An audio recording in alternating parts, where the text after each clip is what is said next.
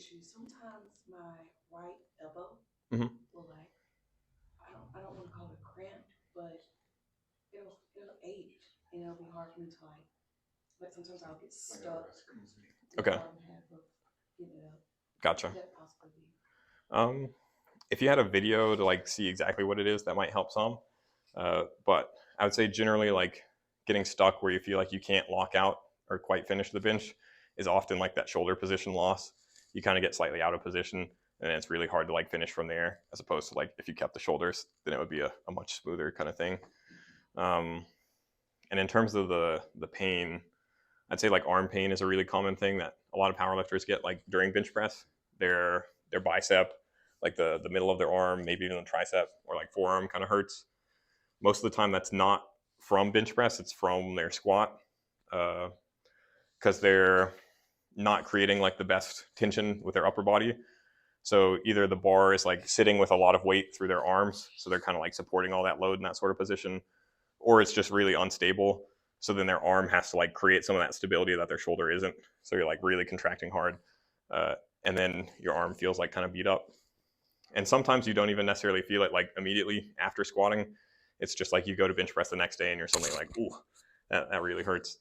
Uh, but again, if you like kind of clean up your squat, normally that helps clear it up in your bench press. I was just going to add to that.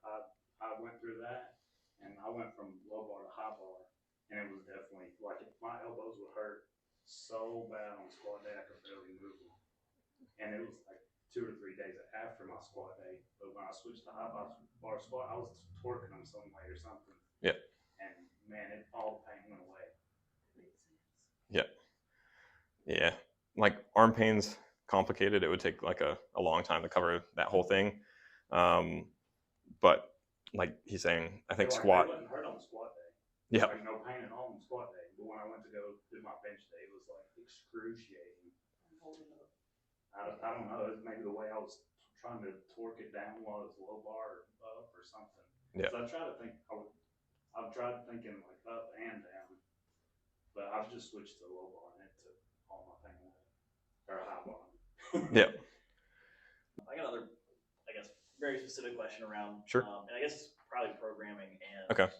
Technique a little bit. But if you ever see, I guess, someone who's like starting to show like signs of unevenness in terms of like the press itself, like starting to go one way or the other, like how would you go about figuring out if it's like a setup issue or if it's like they're potentially starting to show some like maybe muscular issue where it's like a difference in retraction and then like where it might tie to programming is like how do you program to try and figure it out? But how might you like approach that? So just to be sure we're on the same page, we're talking uneven as in one side locks out like first? Press, not even, they might walk out at the same time. Okay. But the bar is a clear angle of the bar. Gotcha. The top of the press. Gotcha. And it's like this way, not rotation like that way, yes, right? Specifically on the, I guess, ZX in this case. Yeah. Okay. I would say the most likely candidate is just the shoulder position. I guess we'll back up. So the first thing I would rule out is like, just are they stable on the bench? If their leg drive like really sucked and they were kind of like rolling or like not really well supported on one side, their whole body could kind of twist. So I'd make sure that's not an issue. That would be more likely if they were like really narrow and kind of tucked. So I might try like slightly wider and like feet more flared to like have more like lateral stability. Yeah. If it's not coming from the leg drive, then it's probably the shoulders. Like one side is probably more pinched together and down than the other. So they kind of finish there. So like, for example, if it still shows up on like a water set, you're like, okay, we're still seeing it, then maybe it's more the shoulder. Mm-hmm. Yeah. And the best angle for that is like most people are used to filming like kind of from the side or like here. It's hard to see like both sides at once like that. If you have a buddy or a coach or whatever, like see if they can watch from above, because you can actually get a lot of information from like kind of here. You can see like, are the elbows relatively stacked under the bar? Are they like super screwed in like that? Or is one shoulder sitting kind of here? Do they get here and then suddenly do that? So like this sort of viewpoint would probably give really useful info in terms of figuring out what was up. And then in terms of like programming to fix it, I would say if it is the shoulder, which probably is, try the like tempo on the concentric, so they're not just like pushing as hard as they can and losing position. It's like slow on the way down, pause, slow on the way back up, making sure they're like keeping that. Be really deliberate with back work. I'd probably do a lot of it like single arm. So like you're making sure that you're getting like where you want to be and holding it with both sides, and one's not like kind of rolling. And then maybe some Larson press, because like when you don't have leg drive to help support this sort of position, it's a lot harder to like keep your upper back where you need it.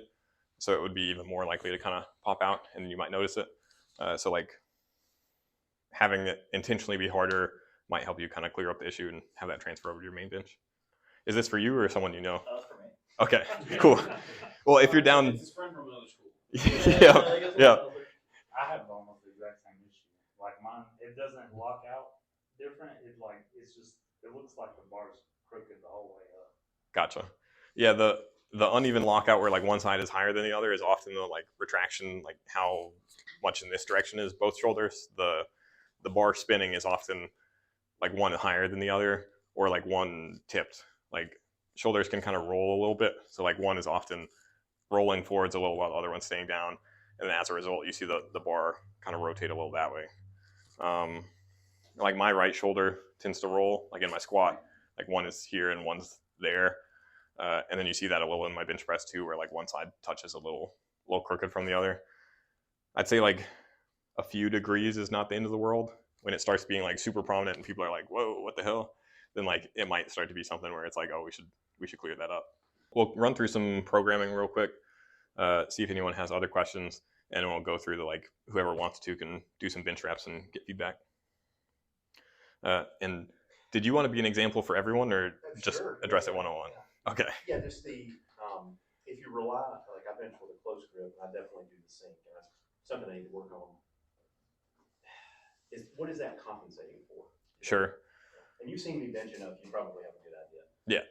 Yeah. So what you texted on Instagram was like, is the close grip strong for you, like for a particular reason? It just feels like I've got way more, like when I've tried benching wider, I don't feel like I have any force at the bottom of the exercise. Like I'm the same way. the tension, the tension feels better, but I just feel like I don't have any power out of the bottom. And probably a lot of it's football. Like Gotcha. Everything's explosive. Uh-huh. So I guess am I compensating for something by doing that, or should I just get stronger at that? Sure. Yeah. So I'd say part of it is you're good at it because you've done it for a long time. Yeah. Another part of it is like we said, like as wide as you can control is your best grip. Watching some of your benches, you don't have like the most deliberate like shoulder position. You don't pinch down and together that much. Yeah. They're kind of just hanging out. So if you went really wide, you would probably feel like really unstable and awkward, especially because you lay pretty flat too. So like really, really flat, shoulders not really set. All of that. That plus really wide would feel really awkward, Okay. whereas in close you can kind of compensate for it. So it's mostly shoulder position and lack of tension. Yeah. If you had a huge arch and you had like really set shoulders, then you could probably go a little wider. And at that sort of point, it becomes a question of like, is it worth changing or not?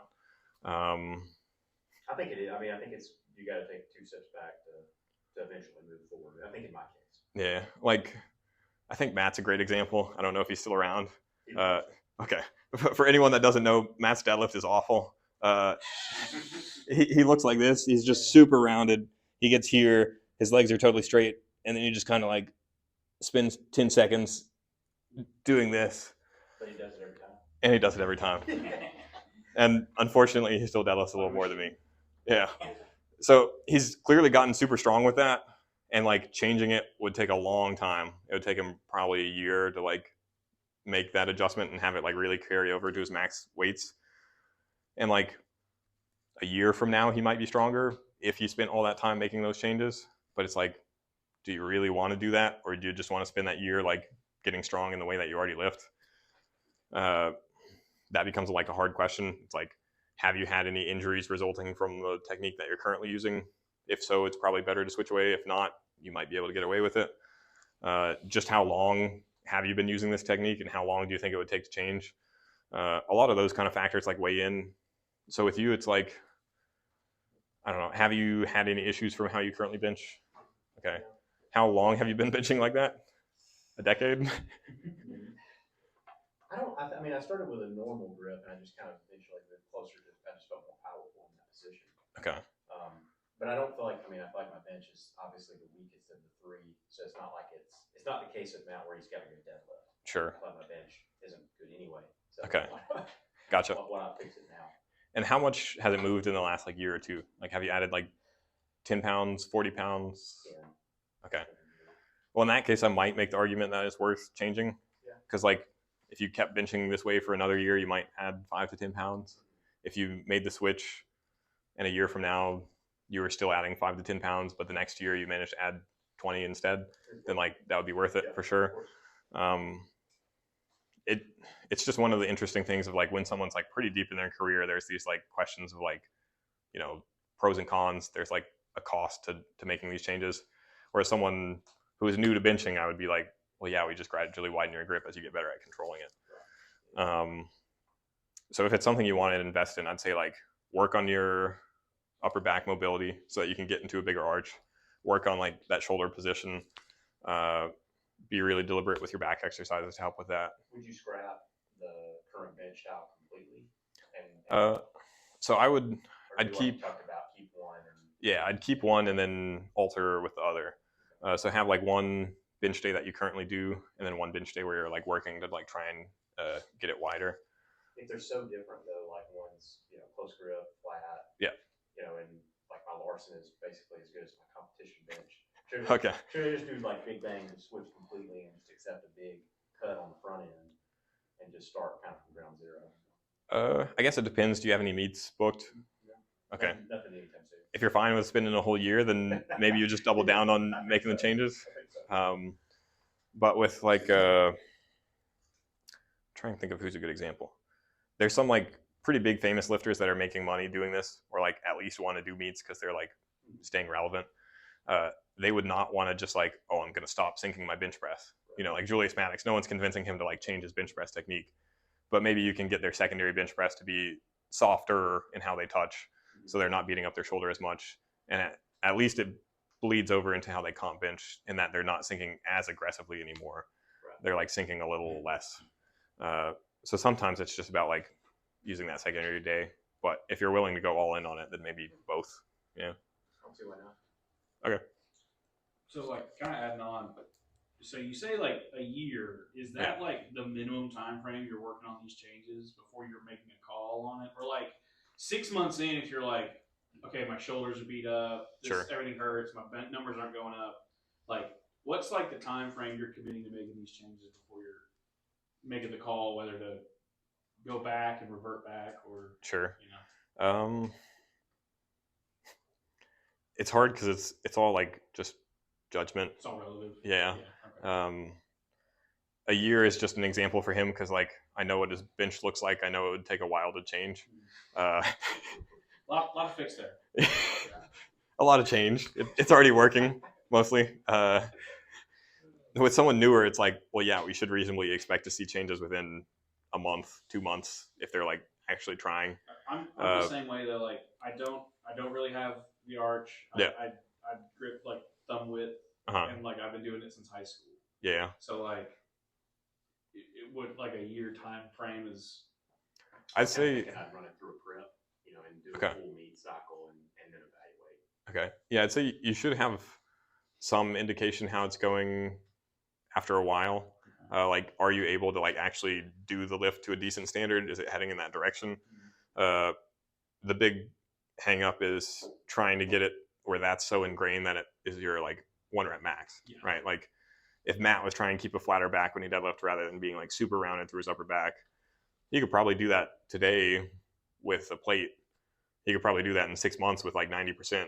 It's just when he gets to that 100%, actually making the change where that kind of sticks and is his new strongest pattern rather than just kind of something that he can do at light weights and reverts back to his old one. That would take a long time.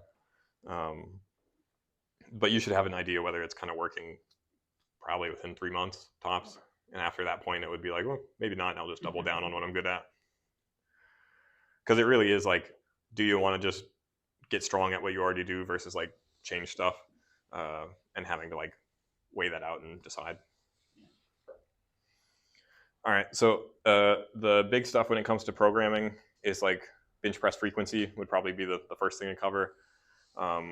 I would recommend everyone that wants to get good at bench press or power lift bench at least twice a week. It just takes practice, and the more that you do it, the better you're going to get at it. If you bench under 225, 250 as a woman, I'd probably go 3 times a week. If you bench under like 300, 350 as a guy, I'd probably also lean more towards like 3 times a week. One rep. Yeah. If it's like 300 to 400 or 500, you could probably do twice a week. If you were like talking like 500 plus, then like I might consider, you might be able to bench once a week. But that's pretty rare. Most people are going to be like 2 or 3. And that's not necessarily like competition bench heavy both times. It's just some sort of bench press. So that could be long pause, tempo, Larson press, photo press, all kinds of stuff. The one exception is a lot of people will want to like overhead press as one of their main lifts, especially like standing military press. If that's a goal for you, cool, you can definitely work that in. Like you could have a military press and then bench after sort of day. But I wouldn't say it's the best way to get better at benching. Like if bench is your goal, overhead press is not the best way to support that because they're just too dissimilar. Like a bench variation would be better for building that as one of your like main pressing slots. But it's fine to keep some sort of overhead movement in as like a accessory to like help build up your bench press, especially because if you don't do like anything overhead ever, you can get really tight and like lose access to that. Like I've had to work pretty hard to like get that back. I'm not even that big, but I'd still kind of lost a little bit of overhead range a few years ago. And then that tends to lead to issues with like trying to control your shoulder position in bench, in your squat, that sort of stuff. So I think it's fine to keep some in, but it wouldn't be like the main thing. So if you had hypothetically like one day Hypothetically. where you're doing like a really heavy overhead movement, Yep. kill anything? Like a neutral grip. I mean, like strongman's a big priority for you, right? Yeah. So I would probably.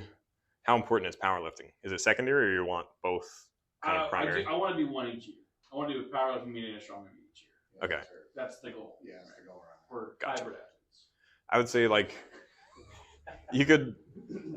I'd probably set it up how I would most like squat and deadlift. Like those are. Like so we have like Fridays are like our heavy log days. Yeah. So like like heavy log on Friday, and that's once a week. Yeah. But like we don't really do any other overhead movements like throughout the week other than just the accessories that we do on those Fridays. I do some overhead accessories on like my main bench day, but it's nothing like it's mainly just like front delt stuff. That's really all it is. And then our accessory for that day would be like a bench variation. Yeah, but it's it'd like but it'd be like incline. Yeah. Okay. Not flat. Sure. Yeah, I'd say that works well. Like squat and deadlift are a good analogy because like we have 2 different lower body movements that we're training, just like if you were trying to train overhead and flat.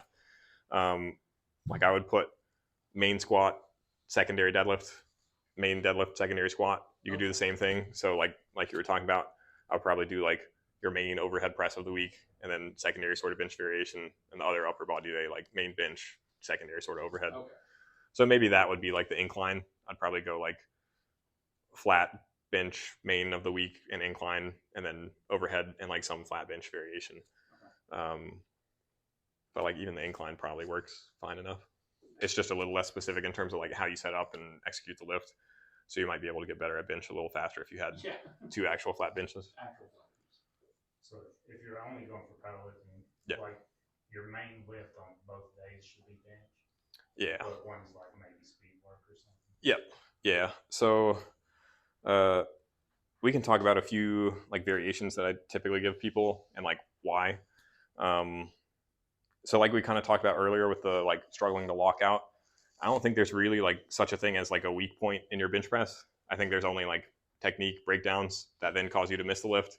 I don't think anyone just happens to be like extra weak at this one particular spot where their triceps are weak or whatever. It's just they got out of position. Pretty much everyone's going to be weak where the lift is hardest and like strongest where the lift is easiest, unless they compromise position somewhere in order to get there. So like those technique breakdowns would be the things that I'm trying to like program around as opposed to like a certain point in the range of motion. So again, if someone like lost shoulder position as they press, like tempo with it also being tempo pressing on the way up is good.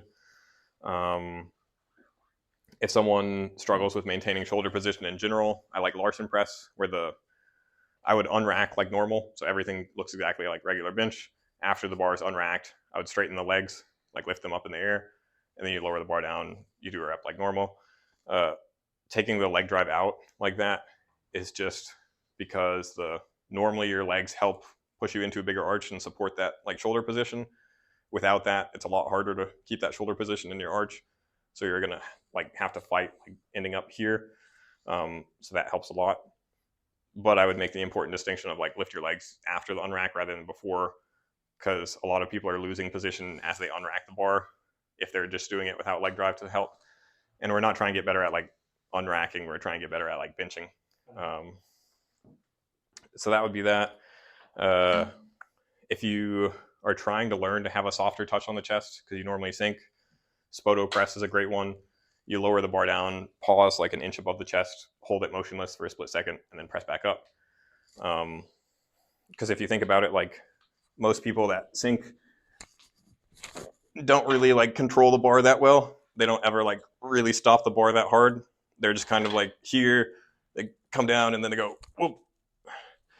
If you try doing a Spoto press where you like pause here above the chest, you have to like hold it and own it.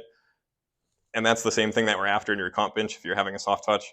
It's just we're doing that like right at the t-shirt rather than like an inch above. So you're just like pausing, holding it, and then pressing back up when you get the command.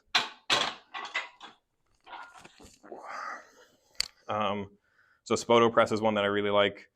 And then kind of for all issues or just in general, long pause is a great variation because maybe you go to a meet and you get really slow commands. Cool, you're ready for that.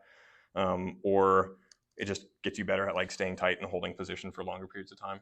So those are some of my favorites and like why I might run each individual one. Just a couple more things on programming. I'd say muscle mass is like super important when it comes to bench press. It is for pretty much any lift, but especially bench. Strength is basically just a combination of how skilled are you, how well can your nervous system like recruit the muscle fiber that you have, and how much muscle fiber do you have. So like one of 2 or 3 components of strength is just how big is your muscle. So putting on more muscle is a great way to get stronger. And our main lifts already kind of cover the like strength kind of components of skill and the neurological efficiency part. So we want our accessories to like really cover the putting on muscle mass. So a typical bench day, I would generally have like 2. If someone is benching a 3rd time a week, I would tack that on to their lower body day. I wouldn't do like a whole ton of upper body accessories. It would just be like 1 extra light bench. So it might be like you got long pause on one of your lower body days at the moment. Something like that. Or like tempo. But the main 2 upper body days, I would have one that's like comp bench and then some pressing accessory, generally like high rep stuff. So deficit push-ups, couple sets to failure, or like dumbbell bench press, fairly high reps. You can do a Smith machine bench press because you're taking out like the stability sort of component of like having to control the bar, and you can just push over and over pretty hard. I like those 3, or there's like traditional, just general pressing exercises. So seated overhead as opposed to standing, so you don't have to stabilize as much and you're just pushing the shoulder output more. Dips. You could do an AMRAP with like just the bench press itself after your main sets. So some sort of like additional press after the bench press. And then I would just make sure that you're covering like all the major muscle groups. So biceps, triceps, shoulders, like lats, upper back, and hit all those major muscles like twice a week on your upper body days. It doesn't necessarily have to be like 1 exercise per muscle. You can kind of check 2 at once with some stuff. But I would make sure that you're training all of that. So for your secondary bench movements, would you try to stick with those through a block? Like do your pause every second bench day Mhm. or 4, 8, 16, Yeah. however many? or is swapping one in and out, like, does that matter, or? Yeah. Sure. I would say generally we want to run exercises for like long enough that we get good at them and like push them for a while. If you're just constantly changing, then you're like trying to get better at it. And even if you feel like you're pretty skilled, there's still that like neurological component of like getting to the point where your body like does the exercise well. So like I would keep things in. If there's not a point in running it for at least 4 weeks, then like what was the point of doing it at all? So generally I keep things probably 8, 12, 16 weeks before I swap it out, both like the main lifts and the accessories. You could make like subtle changes, like if your main bench press of the week was like tempo, because you were really trying to emphasize that, maybe the first week is 4 count on the way down, 2 count pause, press back up. The next week could be like 3 count on the way down, 1 count pause, press back up. The next week is just like 2 count pause on the chest, and the last week is just like touch and go. So you're ramping up the intensity over the course of the weeks just by decreasing the constraint of the tempo. But none of those are like so dissimilar that the previous week isn't like building on it. But I wouldn't go from like tempo to Larson press to something else the next week all the time. And same deal with the accessories. I would keep like the same tricep extension for a long period of time and get stronger at it and build it up over time, as opposed to just like jumping around between stuff. So do you recommend at least having like the main regular competition bench that you do? Mm-hmm. Would you keep that forever, or would you ever do like just the accessory replace it? Sure. Because I forget what program it is, but there's some program where they don't even focus on the main lift, but accessories where you're weak. Mm-hmm. Yeah. I mean, it's really like context dependent. If someone's fairly new to like benching, we probably want to keep the comp bench in pretty much indefinitely as they're like getting good at it, because we need to like actually practice it. If someone's already really good, then we can afford to kind of like branch out and do something that like is specific to what they need. Like at the moment, I've got comp bench on both of my bench days. It's just one is like slightly higher rep and like slightly lower intensity than the other. But that's also because I'm like approaching a meet. A few months ago, I didn't have any comp bench. One day it was like banded bench press, and the other day it was incline. And that's a little further away from like comp bench than we would normally like drift at any point. Like I'd say you can definitely go like too far astray, and like what you're doing is not specific enough to like actually get good at benching. But there's definitely some room there as to like where you can go and still like have it be productive. But in general, if I had to like say a simple answer, like I'd probably try and keep comp bench in some capacity pretty much all the time. All right, that's all I had in terms of the programming. So at this point, it's just questions, and we can get to like technique feedback. On the programming thing, I've done both where like percentage based, like weight selection, that kind of thing. I've done both projected maxes, like what I would like to hit, as well as just like training maxes, like Sure. like 531, 90%, whatever I'm going around. Is there like any legitimacy to doing one or the other? Because I don't know. Like I feel like I do better when I do projected. Like if I'm programming for a deadlift max at like 650. Sure. I'm gonna base those percentages. So like the 90% will be of the 650 rather than 90% of whatever I'm pulling now. Okay. I just didn't know if there was any credence to what I'm actually doing, or if I'm just imagining. So I would probably rather have like a training max or an actual max than like a projected one. Because I mean, I would like to deadlift 900. Yeah, I don't think I'm going to. Within reason, yeah. But like 10 to 20 pounds above whatever I've pulled in the past. Sure. Like is like the projected set. But even still, it's like, how do you know that you're going to actually hit 10 to 20 pounds more? Mm-hmm. Whereas like if it's a number you've actually done, then like, you've actually done it. So I would prefer to lean in that direction if you're going the like percentage route. You just need to be clear. Like if you're following a program that's percentage based, you need to be clear like what the definition is. Like, is the program you're following based on your 1 rep max that you've ever hit, your training max, which most people are taking a percentage off because like that was on competition day. On any given day, you might be able to do like 5% less or whatever. Or is it based on like the number that you realistically think you might be able to hit in 10 weeks or whatever? So yeah, be clear on that definition if someone else is writing it, if you're writing it. Where are you getting the percentages from? Like, are you using like a Prilpin's chart or like Chat GPT or? Like I'll pull it like Cohen deadlifts Okay. programs or like the 5-to-1 Q, that kind of stuff. Gotcha. It's just I don't know what to set the mark for in terms of like 80% of what, you know? Because like I hear that we'll do 90% of your all-time 1 rep max. Well, that 1 rep max was when I wasn't actually doing any proper programming at all. So like Sure. I don't think it's actually anywhere close to what it could be. Sure. So, you know, if I'm going to do like a 12, 14, 16 week prep, Yeah, it's probably going to be way higher yeah. than what it actually is set. So honestly, I prefer like a relative intensity, so like RPE or reps in reserve, because it adjusts for that, right? Like maybe you've never followed a program and you're expecting to make progress over the course of these 12 weeks. Your max on week 6 might be different than week 0. If you're using reps in reserve or RPE, it's like, well, how difficult was it? Okay. So as you get stronger, the prescribed difficulty is just, this is how hard I want it to be, right, as opposed to like, here's a certain number. So whether you're getting stronger over time, it accounts for that. Maybe you slept poorly, didn't eat, you're super fatigued, it accounts for that too.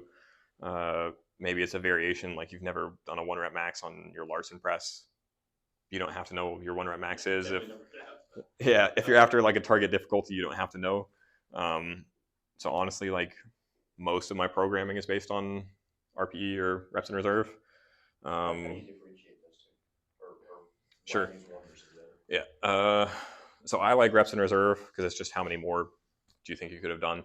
And it's simple. There's no like confusion as to what we're talking about. Some people will use RPE to mean the exact same thing. It's like 10 minus how many reps you could do. So like an 8 is like, oh, I could have done 2 more. If that's the case, then why aren't we just saying how many more you could have done rather than 10 minus that number? So that's why I lean that direction. And some people will just use RPE as like, how hard was it? So like 8 out of 10. The only problem there is like, I mean, that number varies like very much. Yeah. Yeah. Like deadlifting 600 for reps is like still fucking hard, even if I could have done more. Rep 1 felt like an 8. Rep 5 also felt like an 8. Exactly. There's a certain strength level where like just how hard was it kind of like falls apart. So yeah, I like reps in reserve. When you're more advanced trainees, do you ever give them straight weight? Like this is what you're going to use? Yeah. There's a couple things. Like the first one is like, are they mature enough to make their own weight decisions? Like I've worked with some teenagers and I'm like, nope, I tried that for a week. It did not work. We're done. Yep. Yeah. So some people will just need a certain weight. If it's a secondary exercise, oftentimes you might put a weight on there just so that they don't do too much. You know, maybe their main squat is 500 and you don't want them squatting 400 as their secondary because that's just too much and you want it more like 350. You could just put a certain weight range on there to make sure it doesn't exceed that. Or like rehab setting, you know, maybe you're trying to like gradually progress it and you don't want them going over a certain thing. So like some people will need kind of guide rails, but it's really based on like, is there a physical or like psychological reason as to like why I need to tell them a certain weight? Otherwise, it's just kind of like, here's the rep in reserve. You might not know the answer to this, but those devices that you tie the string around the bar and it tells what just measures the speed. Yeah. Do you think that their RPEs are accurate? So you can get them more or less accurate if you individualize it. Like Kabuki Strength was one of the places I interned. They had a velocity profiling thing. So you're meant to track a certain number of sets at certain percentages and RPEs and whatever. And if you map out all of that, you should get a rough idea of like how fast does your specific bench press, your specific squat, your deadlift move at these like intensities. Yeah. if you just use like, here's roughly what it is for everyone, then like there's definitely some variance there. Because some people are going to deadlift or squat or bench or whatever much slower or much faster than others. Like there's just straight up like genetic variance in terms of like how quick are people in terms of like contracting and producing maximal force. But there's also like a big skill component. Like generally speaking, the better lifter you are, the more you're going to be able to like fight and grind out stuff. Whereas if you're less skilled at a certain thing, if it's not going like pretty quick and finishing it, then it's just not happening at all. Yeah. Or if you're like really good at reps and then your max is like hardly more than that, you know, you hit 225 for 8 and your max is like 240, you probably just suck at doing 1 rep maxes, and that's why there's that like tiny gap. Like generally speaking, the calculation is like 3% per rep, so like 225 times 0.03 times 7, and then you add that number back to 225. That would give you your estimated max based on that set. Yeah. So if your estimated max and your 1 rep max were like way off, then maybe that tells you your technique is not so good if you're way better at reps. So how do you exactly anchor the reps in reserve or RPE or whatever? Because like, I particularly don't do that well with it because, Okay. like, you know, say one day you come in, you feel real good, right? Like, Yeah. Obviously, the reps in reserve could be, you could go to that like leaving 2 in the tank or whatever. Yeah. Or like say it's a shitty day, but you just like, you can just flip that switch, right? I guess like more advanced people would kind of understand that, but yeah. And you can still get to that same like reps in reserve, same weight, same intensity. So like, how would you like anchor that? I'd say the underlying assumption is that you like always try and flip the switch and get there for your top set of the day, unless it's like a deload week. So like that part should kind of like iron itself out. Like you're trying hard and you're getting amped up for your main set. And then like I'd say a lot of advanced lifters can force hitting a certain weight on a certain day if they need to. Yeah. It's just the difference between 500 on a good day and 500 on a bad day is like, you know, maybe one was really, really hard and one was pretty easy. The goal of training is to like have like, here's how hard we want the rep to be, not necessarily we need to hit this certain weight. So I'd say reps in reserve is nice in that regard because we can get like the stimulus we're looking for rather than just forcing the certain weight. Right. Does that make sense? Yeah. I mean, that's what I was getting at, like how you just keep that same intensity based on how you're feeling that day, you know? Yeah, I'd say, I mean, that's kind of the benefit, right? The days that you're feeling on, you do get to push it a little more. The days that you're not, you dial back. As long as you're like, just be honest with the reps in reserve. You're not just like, oh yeah, I could do more. Yeah. So like with the RPE, like a 7 one day could be like a 470 squat, but a 7 on another day could be a 500 squat. Yeah. It's not okay. Yeah. Yeah, exactly. And if you have a good program, hopefully there's not like too much crazy fluctuation because like you're doing similar amount of work most weeks and your deloads are planned at a certain time so that you feel good on certain sessions and whatever. It shouldn't be like too crazy where like 1 week you're hitting 500, 1 week you're hitting 470, 1 week you're hitting 530. You know, it shouldn't be like all over the place. It should be like there's maybe a range of 3 to 5%. Is it like always progressing up in the? Doesn't have to be. I'd say that's like context dependent. You can run blocks where like certain movements are just a flat RPE across every week, or you can ramp it up. Like generally I default towards at least the main lift of the week being like gradually ramping up. So like RP 7 the first week, RP 8 the next week, RP 9, and then for most people like deload on the 4th week, like RP 5. Because that lets you like push a little bit harder gradually over time as you're getting better at the movement, and like you hit slightly more weight each week, probably. So with like 531, you know, it ramps up and you have deload week on the 4th week. I was thinking about switching the 3 and 5 week, and on the 5 week not ever going AMRAP.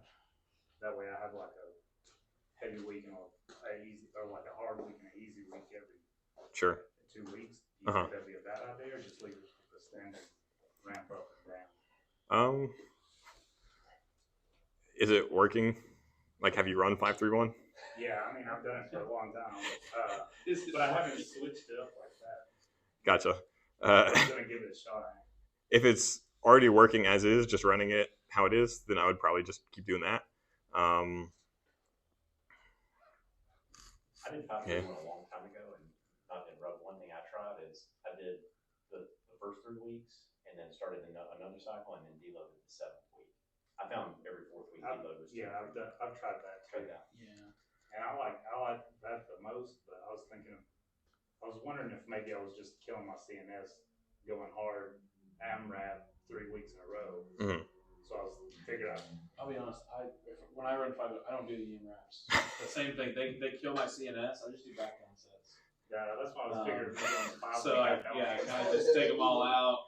Run it completely how it's not meant to be, and it changes everything. I found it worked pretty well for a few cycles, and like if I was coming back after a layoff, and then I have to roll into something else.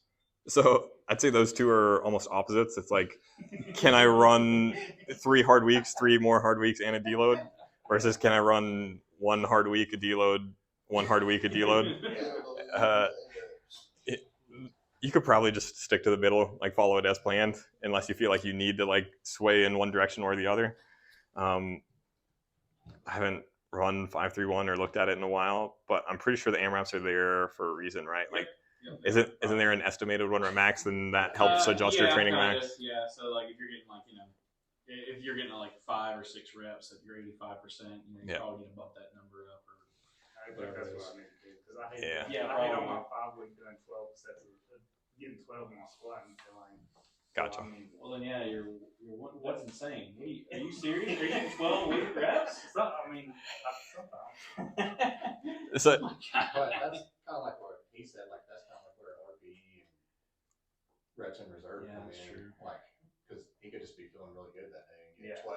Yes. And then like that's why I was like, am I killing my CNS? Because then the next week it's like it almost feels impossible to get those extra reps. gotcha. I would say if you want to run 5-3-1, I would run 5-3-1. If you don't, I would run something else, as opposed to like massaging it to fit what you might want to do. Yeah. Because then you run the risk of just like messing up a core part of the program. Like from my understanding of it, at least a big part of like 5-3-1 is the AMRAPs help dictate if you adjust up or down the weights. Without the AMRAPs, like you don't really have that component. So like, adding 5 pounds every month. Yeah, like RPE is meant to be auto-regulation. It's like, is the training the intensity it's meant to be? Is it adjusting to be harder or easier or whatever? If you're using a percentage, there's not that unless you build it in another way. And I think the AMRAPs are meant to serve that. It's meant to like, is this hard enough? Is this too hard? Can we shift your training max to account for that? So like running 5-3-1 without the AMRAPs would be like stripping out that component. So do you think if like even on my 5 week I could only get 5, I should probably stay that weight or go down in weight? I'm not really sure. I've never just like copy pasted 5-3-1 for any of my clients or really run it myself. So I wouldn't say I'm like I wouldn't say I'm like an expert on 5-3-1. I'd just say like generally if you're trying to follow like some written program, I would follow it like kind of as written for the most part. I don't know about an expert, but I was going to say if you haven't looked into it, there's a lot of addendums that, one of the biggest complaints about 5-3-1 is that there's just not enough volume for progression, even with that last AMRAP. So there's a ton of variations to it that are like sanctioned by Wendler, and one of them is like called boring but big. I think it's like 10 sets. I think that's what I ran. Yeah, 10 sets of back down. It's still awful.